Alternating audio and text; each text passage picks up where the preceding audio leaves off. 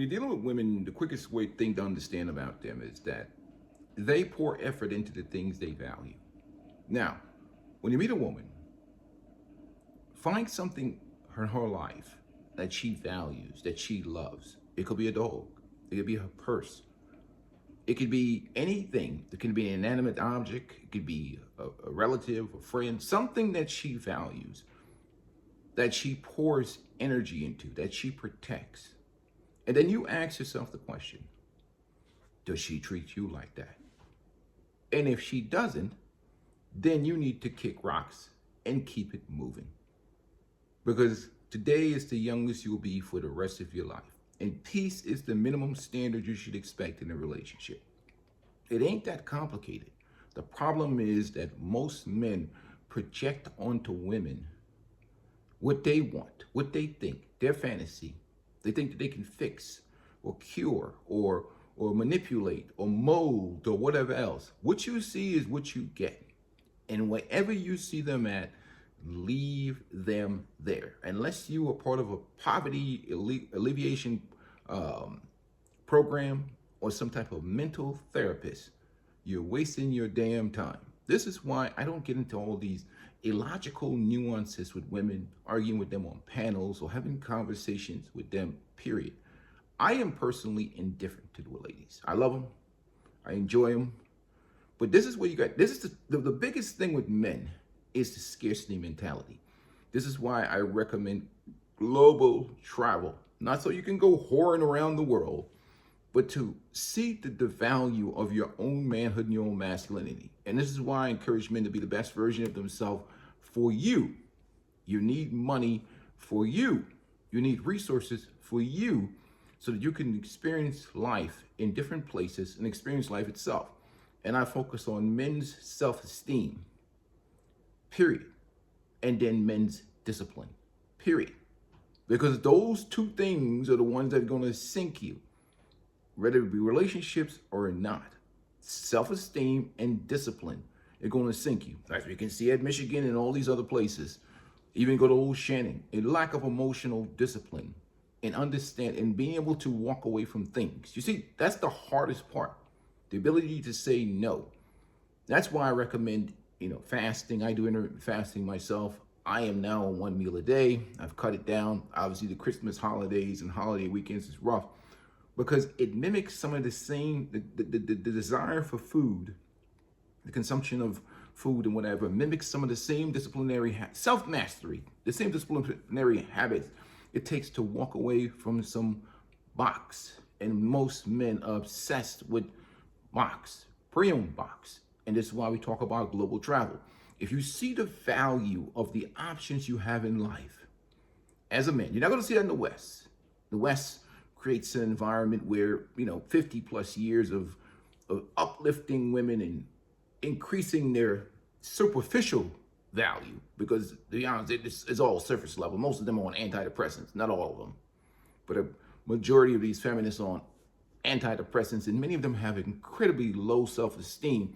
They're just projecting surface level confidence, but men are not strong enough to dig beneath the surface. Some men to see that they're just, their self-esteem is made out of toilet paper, and a little drop of water just pops it, because what they say out in public and in the world and what they are behind the scenes, which is what I see, is fragile, insecure human beings. Some of them are just straight up batshit crazy, but I love them. I don't pedestalize women. I deal with them as they come and who they are. I treat them as individuals with agency. I don't make excuses for them, period. Whatever you do is because of that's who you are. But that's the problem we see with a lot of guys today. And first of all, scarcity mentality, increased resources, increased self-esteem, increased optionality to see. Once you've seen, you cannot unsee. If you've seen women that are 8, 9s and whatever that will sell their box for freaking 20, the equivalent of 20 bucks, are you going to come back to America and sit around and worship some mind-numbing, ball-busting insufferable feminists. You're going to say, ugh, you know, masculine energy in your presence becomes toxic if you've experienced true femininity. A masculine feminist woman would be like, it's almost like, you know, you see how guys like me could be single because we've experienced real femininity. So when a masculine feminist woman come into my presence, and hyena type woman, automatically I get like a gag reflex, and I'm like, oh God, another one of these no armpit shaving women. And it just gets it just, that's why I can't go on these panels. I can't talk to these women. Why would I talk to women I don't care about? In terms of, I only care about women that are part of the Lion Kingdom. Why would I argue with insufferable? What are you trying? If you have to debate women about patriarchy or male leadership or male authority, you're talking to the wrong women. Get some money, level up, get yourself in a position, go somewhere else. Go somewhere else. You're wasting your damn time. You can't, look, you can't save nobody with these women. You're talking about 60, 70 years of indoctrinated ideology, and you think that you're going to sit on some panel. All these guys are doing, I know this, it's clickbait content, but the problem is you're raising men's cortisol. I don't know why you guys watch that shit. I don't even want to do reactions to that stuff anymore, because what is the point of me raising, if I'm a peaceful life, right? I'm interested in doing the software upgrade, program upgrade for men to deal with this new world and your reality and how to live your best life as a man and how to protect your health. I'm up in the morning. I got my coffee done brewing. I'm about to go to the gym. Nobody's harassing me. Nobody's busting my balls. Nobody's provoking me. Nobody's irritating me. You know, my son is here. He's chilling upstairs. But it's just me. And this is beautiful. Peace is beautiful. You know, and once you get to the point where you've seen enough, your mind, your worldview is different. You've traveled the world. You've seen. You don't have that scarcity mindset again. And for you guys that live alone, one of the things you experience not only from greater peace, but the resources of relationships, the money you spend on relationships. Once I start hitting your account every month, and you start like, whoa, I was spending this, I was spending that. Like, I just brew my own coffee, right? I do buy coffee from Wawa. But it's like just the money you save from not buying coffee out. Not eating out all the time. I do eat out, but it's just convenience sometimes.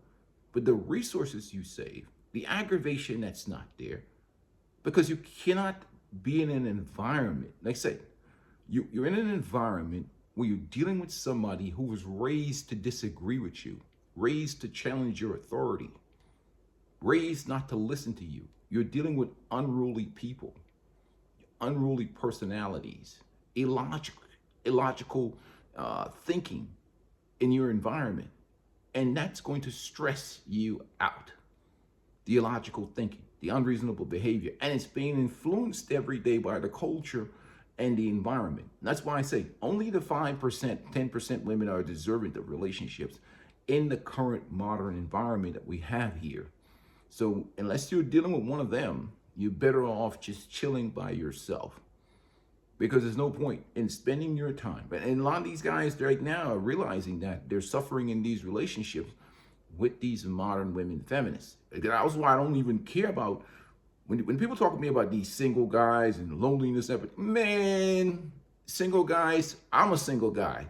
And I'm telling you, go kick rocks. F you. You can do what I know. You can use all kinds of strategies to get what you want because you're free. That married guy looks at you and be like, man, this guy has no idea. I'm on the penal colony. This dude can go to a brothel if he wanted to.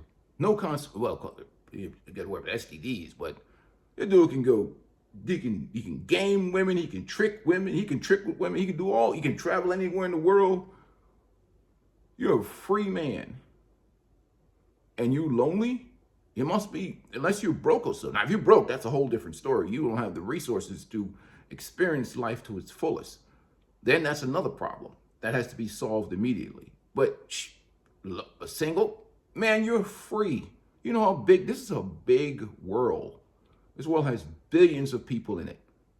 And they have direct flights. You can, man, let me tell you something. You can cross from here into Southeast Asia, into Africa, fly out of JFK, fly out of LaGuardia, fly out of LAX, fly out of Chicago, Atlanta. Go anywhere in this world and enjoy your life if you have resources. You're not limited to what's in front of you. You think you're limited. And this is why, like I said, you got to get out and experience this world. You're not changing any minds, gentlemen. And that being said, my coffee is done. And I'm about to change some minds at this gym because I'm about to get my run on this morning. Guys, peace is beautiful, man. Protect your mental health. But whatever you do, don't stress yourself out or don't project onto these women your fantasy of what you see, what you want them to be. Wherever they act and whatever they do, that's who they are. And you have to make a decision. What's more important to you? Your obsession with acquiring some of her pre-owned or living in peace and enjoying your life? Some guys get smart and take small samples and keep moving. But I'm out. Peace and blessings to you guys. Hey, make sure you're doing something nice for yourself today. Remember, nobody takes care of you like you. I'm out.